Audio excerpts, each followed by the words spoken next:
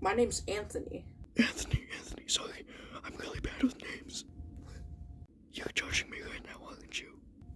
No, I'm not. Anyway, in front of you see a big torture machine. Where is my torture machine? Hold on, sorry. Jonathan, where is my big torture machine? Germany. What do you mean it's in Germany? Sorry, hold on. I'm gonna put you on hold. I can help you. My dad works for the post office. Oh man, sorry for that. You're free to go, I guess. If anybody asks you, say you had to do something really, really scary. Okay then, bye.